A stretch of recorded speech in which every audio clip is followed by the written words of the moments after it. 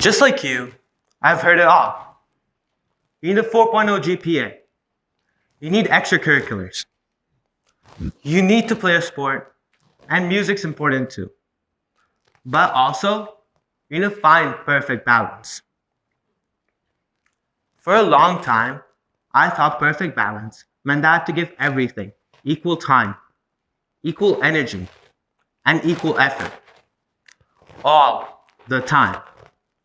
But isn't that how I've been taught? That we have to give 100% to school, 100% to extracurriculars, and 100% to sports. Mathematically, that makes no sense. But emotionally, a lot of us still believe that it's possible. For a long time, I tried really hard. But no matter how much I changed or adjusted, I always fell short. There was always that one aspect of life, that one important part, that I could never get to, that always seemed to slip away. All of this resulted in me feeling one thing: guilt. And I felt guilty all the time, just because of this one incomplete task. Guilt became this background noise that I couldn't turn off. And I learned this the hard way. There was this one week in which I had a Model UN conference, a math test, and a robotics project, all in the same stretch of days. I stayed past 3 that week because I was so terrified that if I had to drop even one of these things, it meant that I was failing. Just because I was so stressed, that made me have to drop my robotics project. And at that moment, I learned one thing. There is nothing known as perfect balance, because the word perfect itself is imperfect. A 2015 study done on 2 different types of women, one that were characterized as non-superwomen and others that were characterized as superwomen. Non-superwomen took on average around two roles, and women who were trying to reach the superwoman status took on average 4 roles. And this study really shocked me because there was a huge spike in the people who were trying to become the superwoman in their cortisol levels, the body's natural stress hormone. Looking deeper, I found out that this was not because they wanted to take on so many different responsibilities, but rather because they wanted to prioritize every single responsibility equally. Equal time, equal energy, and equal effort. Every single day. Another study showed that guilt resides in the middle of the burnout process. Your overloaded schedule results in you feeling guilty. And this guilt results in physical exhaustion and other mental complications. So when you're feeling guilty, it's not just in your head.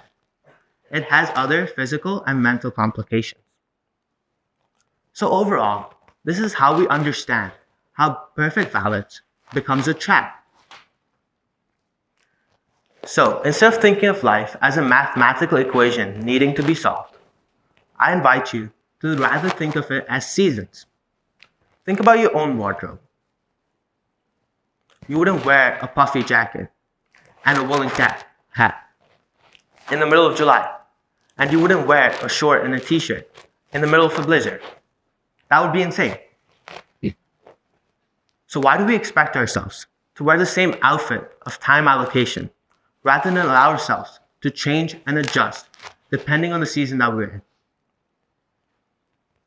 So when balance says that every single aspect of your life, whether that be your friends, family, or extracurriculars, matters equally.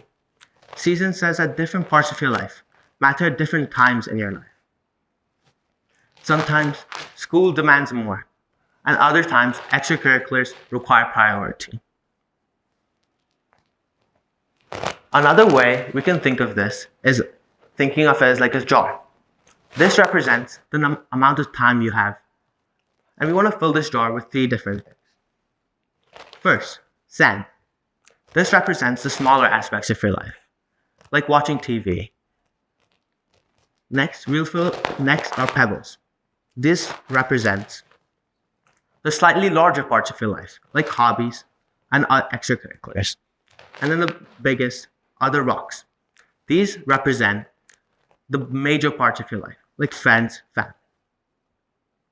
If you try and fill the jar with sand first, you don't have enough space for the pebbles or the rocks. If you put the pebbles in first and then the sand, you still don't have enough space for the rocks. But if you put the rocks in first, something truly amazing happens. Everything fits in really nicely. So what this is trying to show is that once you understand what truly matters to you, you need to prioritize that and put that in your jar first.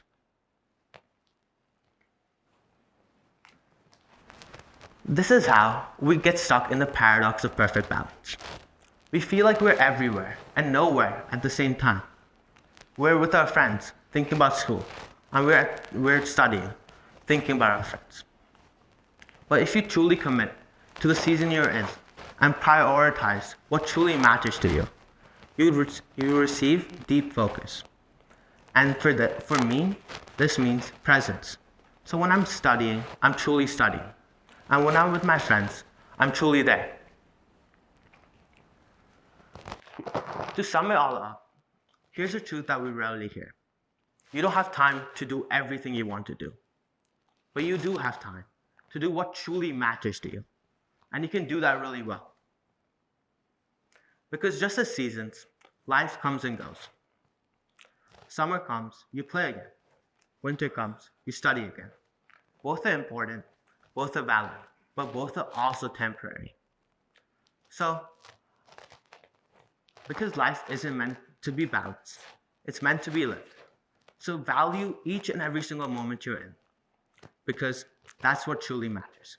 Thank you.